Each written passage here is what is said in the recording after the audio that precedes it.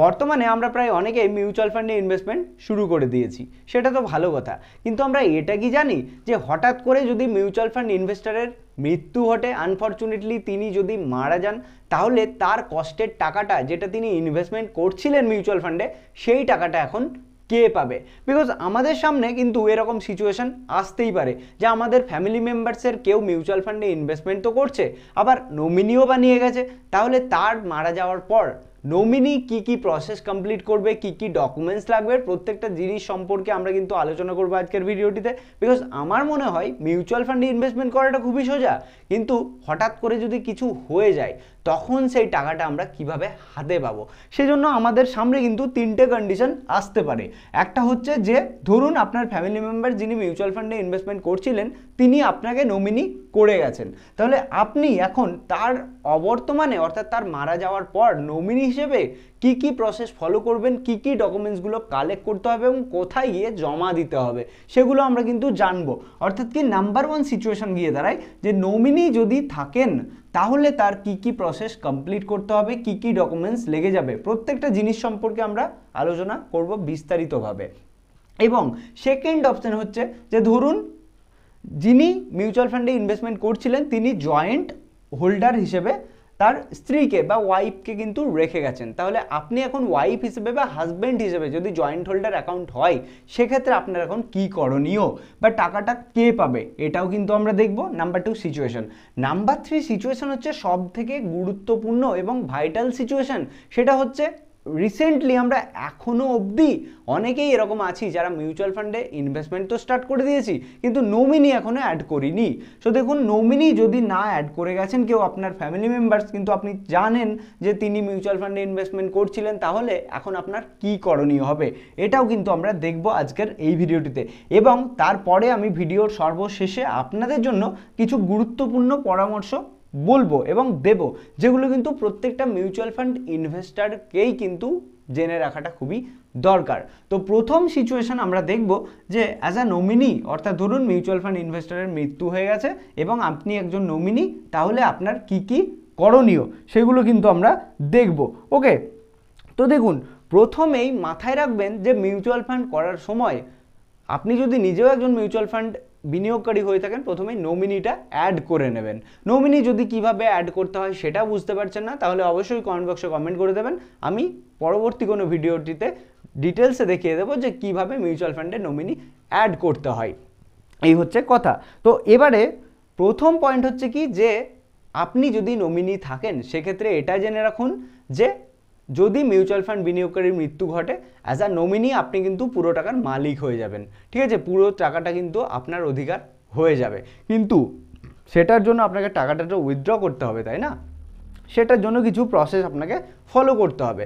Number one হচ্ছে আপনাকে as a nominee টাকা তুলতে চাইলে প্রথমে যেতে হবে এএমসির ওয়েবসাইটে বা এএমসির অফিসে, অর্থাৎ অ্যাসেট ম্যানেজমেন্ট কোম্পানির ওয়েবসাইটে বা অ্যাসেট ম্যানেজমেন্ট কোম্পানির অফিসে। সেটা কিন্তু আপনাকে জানতে হবে যে মিউচুয়াল ফান্ডের এএমসি কোম্পানি কোথায়, কোন লোকেশনে বা কোন ওয়েবসাইটে গিয়ে আপনি পুরো ডিটেলস পেয়ে যাবেন, সেটা কিন্তু আপনাকে জানতে হবে। এবং এএমসি কোম্পানিতে গিয়ে বা অনলাইন ওয়েবসাইটে গিয়ে আপনাকে কিছু ডকুমেন্ট সেখানে সাবমিট করতে হবে। সেটা কি?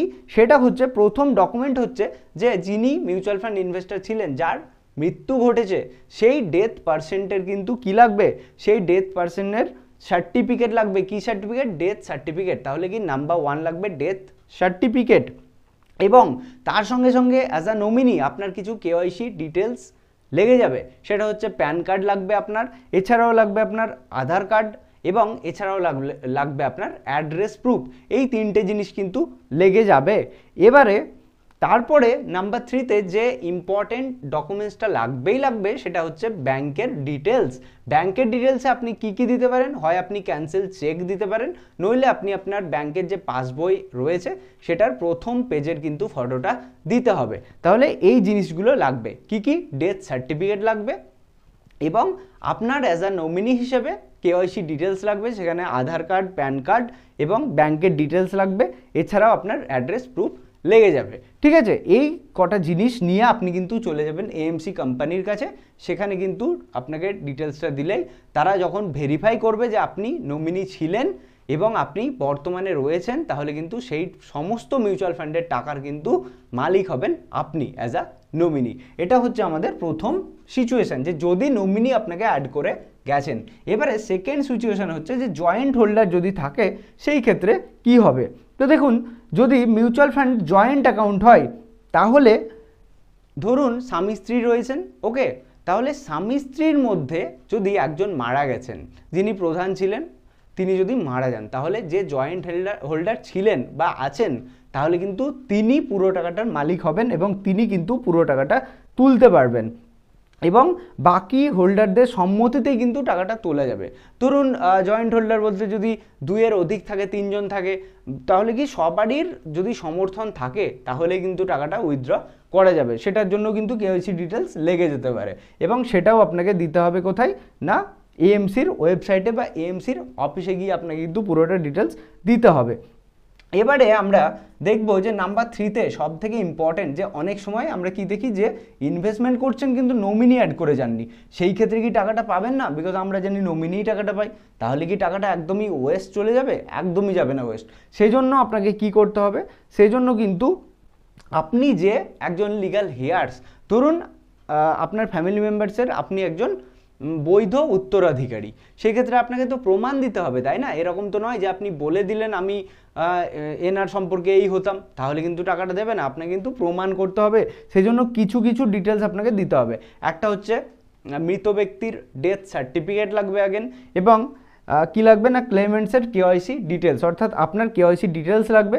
কি কি ডিটেলস লাগবে না, আপনি একজন যে লিগ্যাল হেয়ার্স সেটা সার্টিফিকেট লাগবে, আপনার বার্থ সার্টিফিকেট লাগতে পারে সেখানে, এছাড়াও আপনার কিন্তু সাকসেশনের সার্টিফিকেট লাগবে এবং কোর্টের এফিডেভিট লেগে যেতে পারে। এগুলো কিন্তু আপনাকে কালেক্ট করে নিতে হবে টাকা তোলার আগে।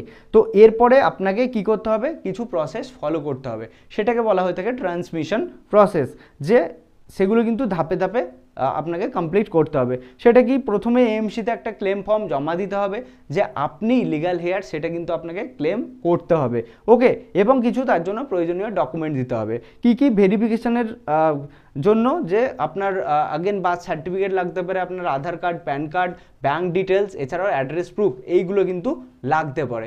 এরপরে যখন এএমসি কোম্পানি পুরো ভেরিফাই করবে, ভেরিফিকেশন হওয়ার পর মিউচুয়াল ফান্ডের ইউনিটস রিডিম বা ট্রান্সমিট আপনি করতে পারেন, ঠিক আছে?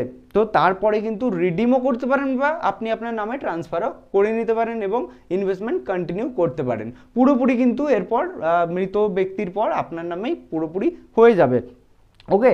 তো এই হচ্ছে ব্যাপার। এবং হ্যাঁ, আপনি যদি টাকাটা তখন রিডিম করতে চান, তাহলে আপনার যে ব্যাঙ্ক অ্যাকাউন্টের ডিটেলস আপনি দেবেন, ডিরেক্টলি ব্যাঙ্ক অ্যাকাউন্টে কিন্তু মিউচুয়াল ফান্ডের পুরো টাকাটাই চলে আসবে, ওকে। এই হচ্ছে কিন্তু বেসিক্যালি প্রসেস এই 3টে সিচুয়েশানে। তো এরপরে যদি আমরা গুরুত্বপূর্ণ পরামর্শের কথা বলি, তাহলে প্রথম পরামর্শ হচ্ছে, সবার প্রতি আমার একটাই কথা, আপনি যদি মিউচুয়াল ফান্ডে ইনভেস্টমেন্ট করছেন, তাহলে ফান্ড সিলেক্ট তো ভালো করতেই হবে, তার আগে আমি বলবো যে নমিনি অ্যাড করে নিন। ডিম্যাট অ্যাকাউন্ট যদি আপনারা খুলছেন বা আপনারা যদি ব্যাংকের দ্বারাও মিউচুয়াল ফান্ডে ইনভেস্টমেন্ট স্টার্ট করছেন, তাহলে প্রথম কাজ হবে কি, নমিনি অ্যাড করে নেওয়া।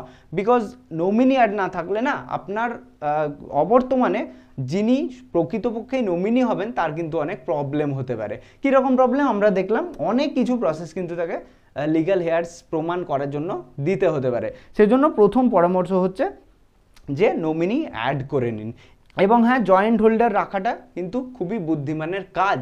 তো মাথায় রাখবেন, যদি জয়েন্ট হোল্ডার রাখতে পারেন বা তার সঙ্গে সঙ্গে নমিনি রাখতে পারেন, খুবই বুদ্ধিমানের কাজ হবে, ওকে। এই জিনিসগুলো কিন্তু জানতে হবে। তো সারাংশ হচ্ছে এটাই, কনক্লুশন, যে যদি মিউচুয়াল ফান্ড ইনভেস্টরের মৃত্যু ঘটে, তাহলে সেই টাকা ওয়েস্ট যায় না, নমিনি পাবে বা তার লিগ্যাল যে জয়েন্ট হোল্ডার থাকবে সে পাবে বা তার লিগ্যাল হেয়ার্স কিন্তু পাবে। তো তাই ঝামেলাগুলো কিন্তু শুরুতেই এড়াতে আমি আগেন বলছি যে মিউচুয়াল ফান্ডে শুরু করার সময়ই নমিনির কিন্তু ডিটেলস দিয়ে নমিনি অ্যাড করে রাখবেন, যাতে কিন্তু এরকম প্রবলেমগুলো না হয়, ঠিক আছে? আশা করছি আমি বোঝাতে পেরেছি। সো অবশ্যই জানান যে ভিডিওটি কেমন লাগলো।